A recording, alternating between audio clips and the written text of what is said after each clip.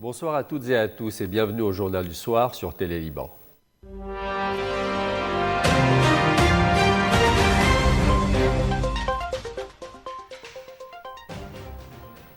L'ONU s'apprête à tourner une page majeure de sa présence au Liban. D'ici juin 2027, la majorité des casques bleus de la FINUL devraient quitter le pays après près d'un demi-siècle de déploiement le long de la frontière avec Israël. Une décision aux lourdes implications sécuritaires alors que la situation au Liban Sud reste fragile malgré le cessez-le-feu. Après près de 50 ans de présence au Liban, les casques bleus s'apprêtent à plier bagages. Les Nations Unies ont confirmé leur intention de retirer la majorité de la force intérimaire des Nations Unies au Liban, la FINUL, d'ici mi-2027. Déployée depuis 1978 pour faire tampon entre Israël et le Liban, la force onusienne verra son mandat expirer à la fin de l'année 2026. À partir du 31 décembre, un processus de retrait progressif sera engagé avec le rapatriement des troupes, des équipements et le transfert des positions aux autorités libanaises. Selon l'ONU, la FINUL conservera temporairement des missions limitées, notamment pour assurer la protection de son personnel et sécuriser le départ des derniers contingents. Sur le terrain, les casques bleus opèrent toujours aux côtés de l'armée libanaise, chargée de faire appliquer le cessez-le-feu conclu en novembre 2024 et de poursuivre le désarmement du Hezbollah. Mais malgré la trêve, les tensions persistent. Israël continue de mener des frappes et la FINUL a signalé à plusieurs reprises des tirs visant les positions. Les forces comptent aujourd'hui environ 750 casques bleus issus de 48 pays, un effectif déjà réduit de près de 2000 soldats ces derniers mois, officiellement en raison de la crise financière qui traverse l'ONU. Face à ce retrait annoncé, Beyrouth s'inquiète. Les autorités libanaises plaident pour le maintien d'une présence internationale, même réduite, afin d'éviter un vide sécuritaire dans le sud. Si l'Italie a déjà annoncé vouloir rester militairement engagée, la France estime que l'armée libanaise devra progressivement prendre le relais. Un tournant stratégique majeur pour le Liban, à l'heure où l'équilibre sécuritaire reste plus que jamais précaire.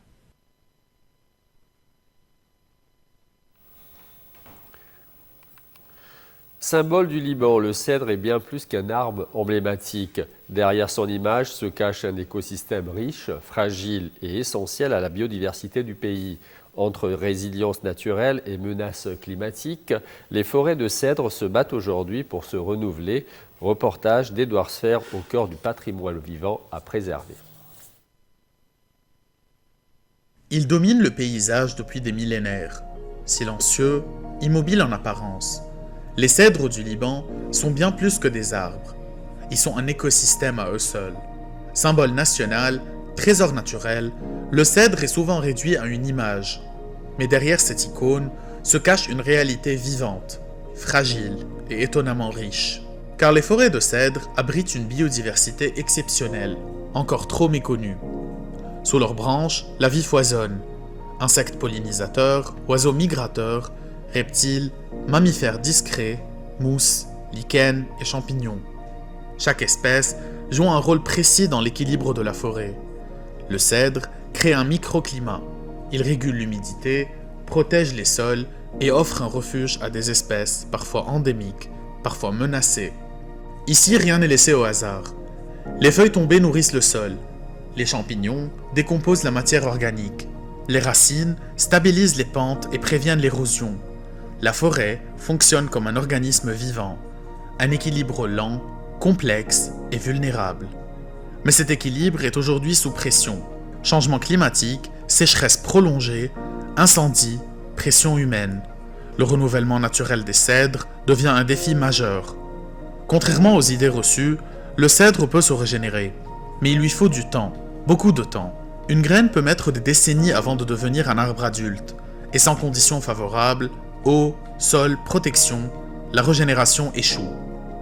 Préserver le cèdre, ce n'est pas seulement planter des arbres, c'est protéger tout un écosystème. Scientifiques, écologues et forestiers étudient aujourd'hui la résilience des forêts de cèdre. Comment s'adaptent-elles au changement climatique?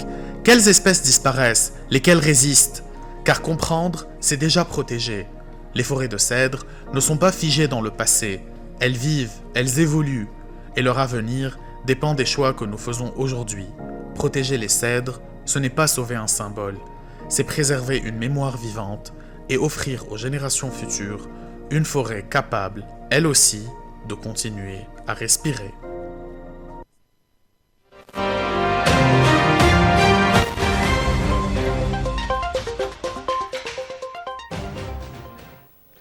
À la veille d'une rencontre très attendue entre Benjamin Netanyahou et Donald Trump à Washington, l'Iran met en garde contre ce qu'il qualifie d'influence destructrice susceptible de compromettre la reprise des négociations avec les États-Unis. Téhéran appelle Washington à préserver la voie diplomatique dans un contexte régional toujours marqué par de fortes tensions autour du nucléaire. Alors que le Premier ministre israélien Benjamin Netanyahou est attendu à Washington, l'Iran exhorte les États-Unis à ne pas céder aux pressions extérieures. Pour Téhéran, la reprise du dialogue avec Washington ne doit pas être entravée par des acteurs hostiles au processus diplomatique. Notre partenaire dans les négociations est l'Amérique, affirme le porte-parole de la diplomatie iranienne, appelant les États-Unis à agir indépendamment de toute influence jugée nuisible à la stabilité régionale. Sans le nommer directement, l'Iran vise Israël, accusé de saboter toute tentative de rapprochement diplomatique. Benjamin Netanyahou doit rencontrer Donald Trump afin de plaider pour une ligne plus dure face à Téhéran, notamment sur le programme balistique iranien et la sécurité d'Israël. Ces tensions surviennent alors que l'Iran et les États-Unis ont repris les discussions à Oman, une première depuis la guerre de 12 jours déclenchée en juin par Israël. Un conflit marqué par des frappes israéliennes et américaines sur des sites nucléaires iraniens, suivi de représailles de Téhéran contre Israël et des bases américaines dans la région. Malgré ce lourd passif, l'Iran affirme vouloir privilégier la voie diplomatique pour défendre ses intérêts nationaux. Mais Téhéran reste inflexible. Les discussions doivent se limiter au dossier nucléaire et au droit du pays à enrichir l'uranium à des fins civiles. De leur côté, les États-Unis exigent un accord plus large, incluant les missiles balistiques et le soutien iranien à des groupes armés. Un bras de fer diplomatique qui s'annonce décisif, alors que chaque camp tente d'imposer ses lignes rouges. Et en parallèle, les contacts diplomatiques se poursuivent autour du dossier nucléaire iranien. À Mascate, le chef de la diplomatie et du Conseil suprême de sécurité nationale iranien a rencontré le sultan d'Oman, médiateur clé dans les discussions entre Téhéran et Washington. Une séquence diplomatique qui vise à maintenir le dialogue malgré une méfiance toujours profonde entre les deux camps. À Mascate, Oman continue de jouer les intermédiaires directs mais centraux entre l'Iran et les États-Unis.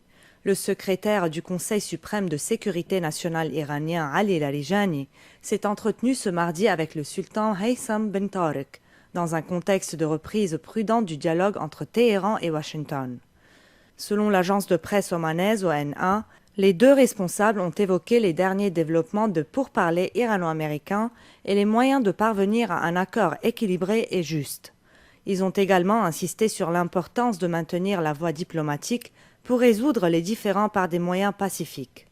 Cette visite intervient quelques jours après la reprise des discussions indirectes entre l'Iran et les États-Unis, les dernières depuis la guerre de 12 jours déclenchée en juin dernier par Israël, à laquelle l'armée américaine s'était brièvement jointe. Si les deux parties ont salué une atmosphère jugée positive, le chef de la diplomatie iranienne a reconnu qu'une profonde méfiance persistait. Téhéran continue de réclamer des négociations strictement centrées sur son programme nucléaire, tout en défendant son droit à l'enrichissement de l'uranium à des fins civiles.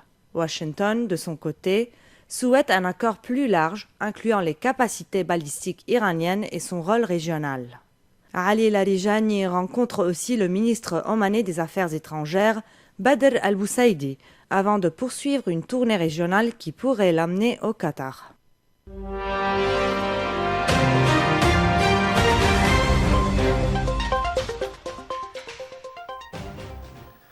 À Hong Kong, une condamnation très lourde. Le magnat de la presse pro-démocratie Jimmy Lai a été condamné à 20 ans de prison en vertu de la loi sur la sécurité nationale imposée par Pékin.